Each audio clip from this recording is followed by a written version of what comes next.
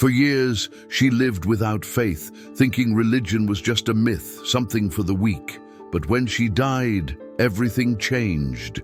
She was pulled into a darkness so terrifying, so overwhelming, that she thought she was lost forever. But just as the shadows closed in, a voice thundered through the abyss. "Stop!" Jesus himself appeared before her, and what he showed her next will shake you to your core.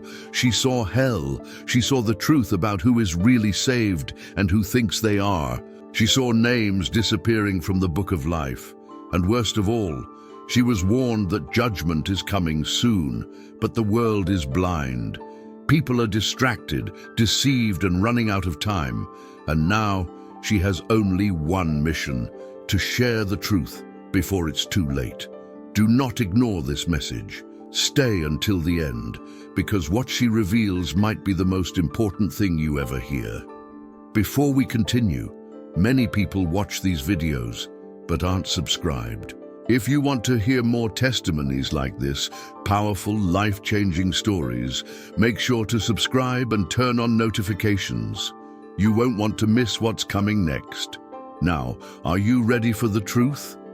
She never thought about God, not once.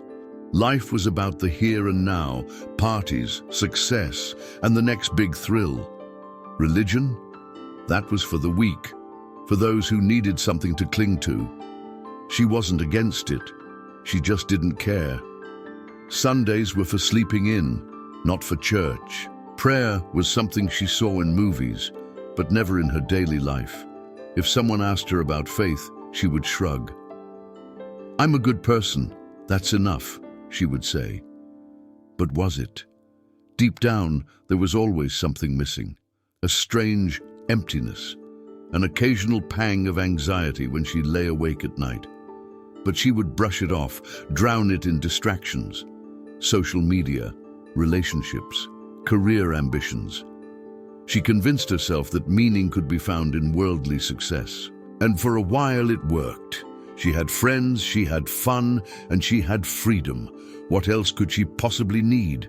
Then everything changed. It happened so fast, too fast.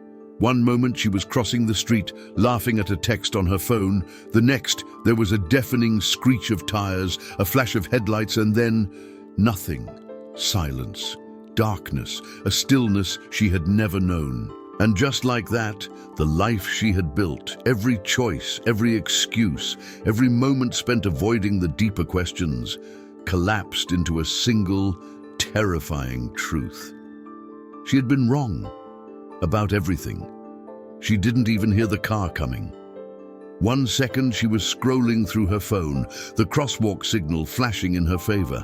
The next, a gut-wrenching impact sent her body flying. Time seemed to slow as she tumbled through the air, a sickening crunch.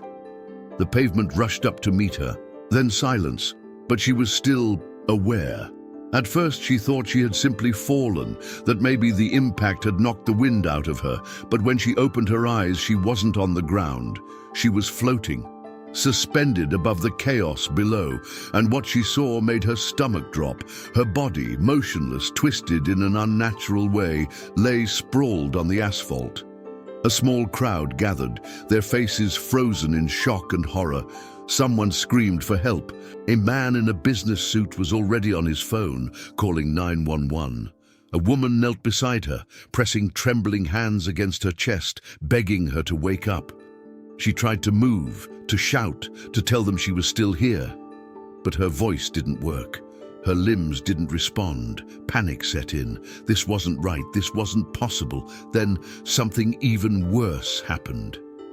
As she hovered, she felt an invisible force pulling her, slow at first, like a current in deep water, then stronger. A cold, sinking dread filled her as she realized she wasn't moving up. She was being dragged down, and it was only the beginning. At first, she thought it was just unconsciousness, maybe the darkness of a dream, the empty void before waking. But then she felt it, the weight, the suffocating pressure. It wrapped around her like a thick fog, pressing against her chest, making it impossible to breathe. She tried to move, to fight back, but there was nothing to grab onto. just endless, consuming blackness. Then came the whispers, soft at first, slithering through the void like distant echoes. They weren't words, at least not at first, just a garbled, guttural sound that made her skin crawl. But then, as if tuning into a sinister frequency, she started to understand them. You don't belong up there. No one is coming for you. This is where you chose to be.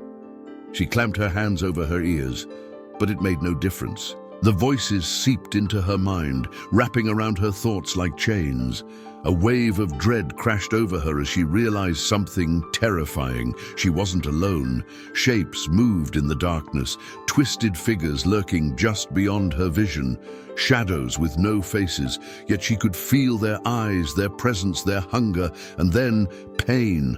A sharp, searing agony ripped through her as unseen hands clawed at her, dragging her deeper. Her silent screams echoed into nothingness. The terror was unbearable. Was this death? Was this hell? No. Somewhere beyond the torment, beyond the voices, she heard something else. A single, powerful word. Stop! And everything changed. The command echoed through the void, shaking everything around her. The whispers screeched in agony, the shadows recoiling as if burned. For the first time since the darkness swallowed her, the grip on her soul loosened. Then came the light, blinding, overwhelming. It cut through the blackness like a blade, piercing every inch of the abyss. She felt its warmth, its power, like a fire that didn't burn but cleansed. And then she saw him, Jesus. He stood at the center of the radiant glow, his presence consuming everything around him. His eyes, piercing yet filled with a love so deep it hurt, met hers. In that instant, she understood. This was no dream, no hallucination. She was truly in the presence of the one she had ignored her entire life. She expected anger, judgment. After all, she had spent her whole existence running from him, rejecting anything to do with faith. But what she saw in his expression wasn't condemnation. It was sorrow. Why do you reject me? His voice wasn't just heard, it was felt, resonating through every fiber of her being. Tears welled in her eyes. She tried to speak, to answer, but no words came. She didn't have an excuse. She had spent her life convincing herself that none of this mattered, that he didn't matter. But standing before him now, she saw the truth. He had always been there, watching, waiting, and now he had come to save her. But what he would show her next would shake her to her very core. Before she could say a word, everything around her shifted, the blinding light dimmed, and suddenly she was no longer standing before Jesus. She was watching her own life unfold before her eyes. It wasn't just memories. She was reliving them. Every choice, every action, every thought she had ever had played out in vivid detail. She could feel everything, every moment of happiness, every burst of anger, every hidden insecurity. It was as if time itself had unraveled, revealing the full weight of her existence. She saw herself as a child, innocent and full of wonder, before the world taught her to be cynical. She saw moments she had long forgotten, times when she had felt an unexplained pull toward faith, an urge to seek something greater. But every single time she had brushed it off, dismissed it as nonsense. Then came the painful part. She saw the people she had hurt, the opportunities she had missed to show kindness. She saw herself laughing at Christians, mocking their beliefs. She saw herself walking past a homeless man who had begged her for help, pretending not to hear him.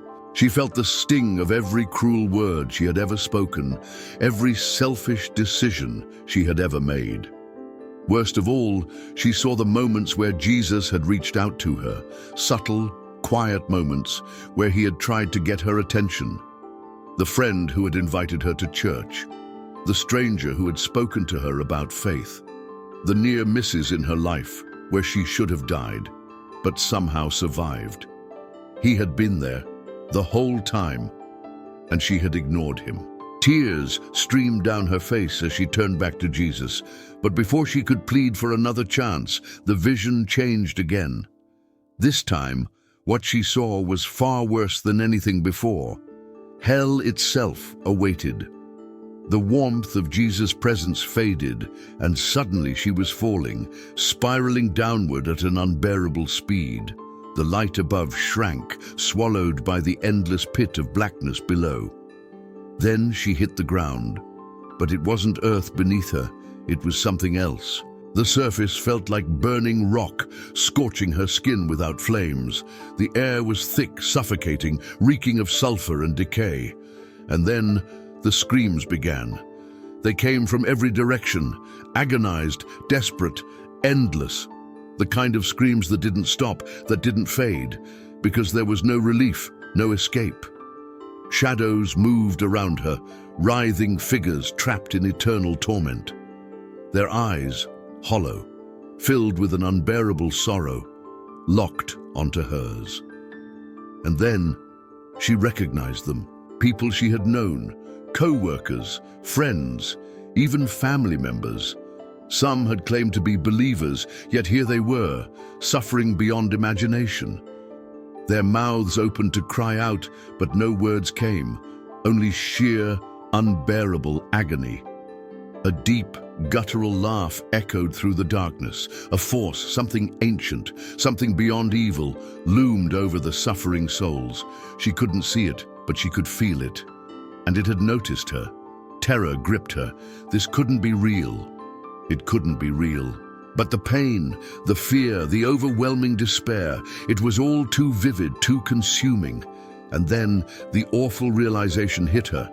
They had chosen this, not because they wanted torment, but because they had rejected the only one who could save them. They had ignored the warnings, dismissed the truth, lived as if there were no consequences. And now it was too late. A voice, dark, mocking, whispered into her ear. "You were one of us." The shadows reached for her, dragging her deeper. She tried to scream, to call out to Jesus, but the darkness choked the words before they could leave her lips. The pain was unbearable, the hopelessness suffocating. Then, light. A hand reached into the abyss, grasping hers. The same voice that had saved her before now thundered with power. "Enough!" The darkness shattered, and just like that, she was back before Jesus. But what he told her next would break her heart even more. She collapsed at his feet, sobbing. The weight of what she had just seen crushed her chest. Hell was real. The suffering was real, and the worst part, many of the souls trapped there had once believed they were saved. Jesus looked at her with sorrow in his eyes. "Many call my name, but their hearts are far from me." She felt the words cut deep. Images flashed before her, churchgoers, worshippers, people who read the Bible, who prayed. Yet she saw the truth. Their faith had been shallow. It wasn't about knowing Jesus, it was about following their own desires while pretending to belong to him. She saw people who went to church every Sunday, but spent the rest of the week living in sin, unrepentant. She saw those who claimed to love God, but refused to forgive others. She saw preachers who spoke about salvation, but never truly knew the one they preached about. And then she saw herself. All the times she had ignored his voice, all the times she had chosen comfort over truth. She had thought she was fine, that being a good person was enough, but she had been blind. "Many believe they are mine, yet I do not know them," Jesus said, his voice filled with sorrow. She trembled. This was worse than anything she had imagined. It wasn't just about the people who had openly rejected God. It was about those who thought they belonged to him, but never truly surrendered. And then she saw something even more terrifying. A great book appeared before her, glowing with divine light. Names were written inside, millions, billions. Some names shined brightly, permanent, others flickered, fading. And then she saw names disappearing, erased as if they had never been there. She gasped. These were people who had once walked in faith but had turned away, had chosen the world over God. Her own name, was it there? Was it fading? She looked at Jesus, desperate, pleading, but he wasn't finished. What he showed her next would change everything. The book hovered before her, its pages shimmering with an otherworldly glow. Every name inscribed in it pulsed with light, some bright and unwavering, others dim and flickering, and some vanishing right before her eyes. She swallowed hard, her heart pounding. "These are the names of those who are truly mine," Jesus said, his voice both gentle and firm. "But not all who once followed me remain." She watched in horror as names were erased in an instant. People who had once walked in faith but had turned away, choosing the pleasures of the world over the truth. They were given the gift of salvation, but they rejected it. They knew me, but they did not remain in me. Tears filled her eyes. This wasn't what she had been taught. She had always believed that once someone accepted Jesus, they were saved forever. But now she saw the painful reality. Faith wasn't just a one-time decision. It was a path that had to be walked daily, a relationship that required surrender, obedience, and true devotion. And then her stomach dropped. She saw people she had known, friends, family members, even pastors, whose names had just disappeared. "Lord, is my name there?" she asked, her voice trembling. Jesus didn't answer immediately. Instead, he looked at her with a depth of love and sorrow that made her soul ache. She understood. This wasn't about fear. This was about choice. As long as there is breath in your body, you have time to choose. A great trembling overtook her as she realized the truth. Salvation wasn't about saying a prayer once and living however she pleased. It was about truly knowing him, truly following him. And so many, too many, were deceived, thinking they were safe when in reality they were drifting away. Then a great rumbling filled the air.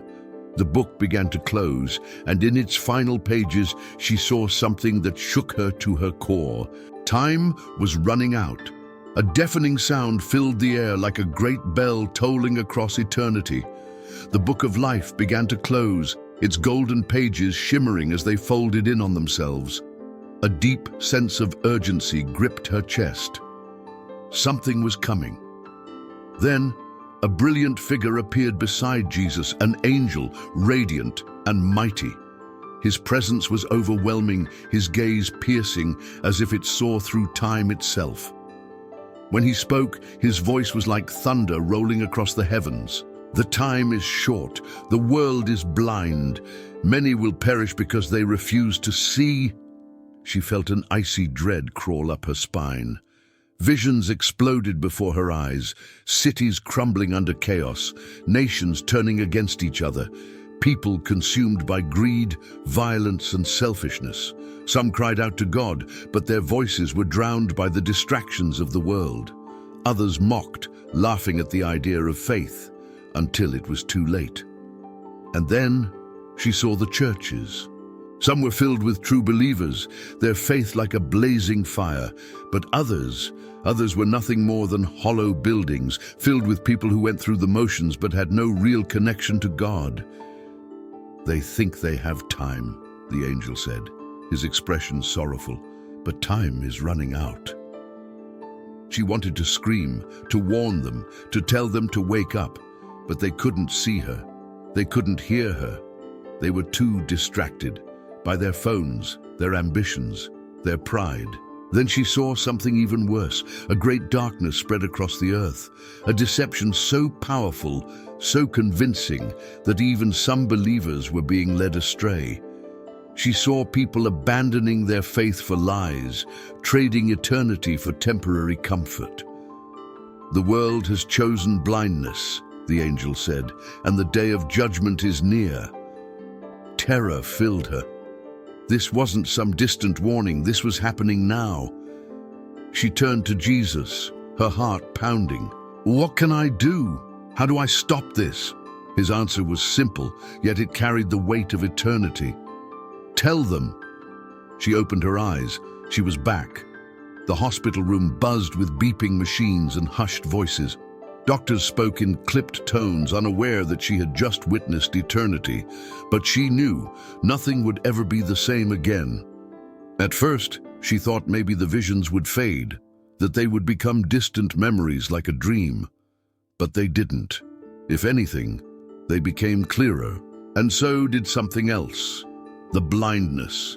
Everywhere she looked, she saw it. People walking through life as if nothing was wrong, as if time wasn't running out. They scrolled endlessly on their phones, obsessed with likes, fame, and fortune. They chased temporary happiness while ignoring their souls. They mocked faith, laughed at warnings, and drowned out the truth with distractions. She wanted to shake them. Can't you see? Don't you understand? But they didn't. It was as if a veil had been placed over their eyes. They lived in spiritual darkness and didn't even realize it. Even worse, some who claimed to follow Jesus were asleep. They went to church, but their hearts were lukewarm. They spoke about God, but they lived for the world. They thought they had time, they thought they were safe, but she had seen the truth. Judgment was coming, and most people weren't ready. Fear gripped her. How could she make them see? How could she convince them that this wasn't just another story? This was real. This was urgent. Then she remembered Jesus' final words to her. Tell them. And she knew this was her mission, no matter the cost. The moment she decided to speak, the attacks began. At first, it was subtle. Unshakable feelings of dread, shadows flickering in the corners of her vision, a suffocating heaviness that made it hard to breathe, hard to focus. But then it got worse. The whispers returned. They came at night, creeping into her mind as she lay in bed. Cold, raspy voices hissing in the darkness, telling her to stay silent. No one will believe you. They'll call you crazy. Stop before it's too late. Then came the paralysis. She woke up in the middle of the night, unable to move. A dark presence loomed over her, pressing down on her chest like an iron weight. She tried to scream, but no sound came. She tried to pray, but the words wouldn't form. Fear wrapped around her like chains, tightening with every second. And just when she thought she would suffocate under the terror, a name broke through the darkness. Jesus. The moment she forced it from her lips, the weight lifted. The shadow recoiled, vanishing like smoke in the wind. But it wasn't over. Her dreams became battlegrounds. She saw demonic figures watching her, waiting. She felt their hatred, their desperate attempts to silence her. Accidents started happening. Close calls, strange malfunctions, moments where she knew something unseen was trying to stop her. But they couldn't. Because no matter how terrifying the attacks became, one thing remained true. Jesus had already won. And that meant she had to keep fighting. She knew the truth now. She had seen the consequences of ignoring it, and she understood if she stayed silent, more souls would be lost. But fear still gripped her. What if no one believed her? What if they mocked her, called her delusional? What if she lost friends, lost everything? The world didn't want to hear about judgment. People wanted comfort, not conviction. Yet Jesus' words echoed in her soul. Tell them. She couldn't ignore it. She wouldn't ignore it. So she spoke. She told her story, no matter the cost. At first, the reactions were mixed. Some people dismissed her, rolling their eyes at her warnings. Others laughed, calling it a hallucination. But then something unexpected happened. People started listening. Some broke down in tears, confessing that they had been living far from God. Others admitted they had been having the same dreams, the same terrifying visions. And then there were those who had been searching, longing for something real. And now they had found it. She realized it didn't matter if she was ridiculed. The only thing that mattered was obedience. The only thing that mattered was saving as many souls as possible before it was too late, because time was running out, and now it was up to them, up to you. Would you listen? Would you wake up? or would you wait until it was too late? This is the truth she was shown. Time is running out and most people are completely unaware. The question is, will you listen? Do you know for sure that your name is in the book of life? Are you truly following Jesus or just going through the motions? Don't wait until it's too late. Seek him now while there's still time. What do you think about her experience? Do you believe judgment is near? Let us know in the comments. We want to hear your thoughts. And if this testimony shook you, share it.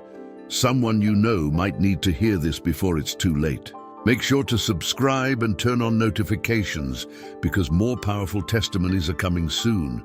And watch the next video on your screen. It might just change your life.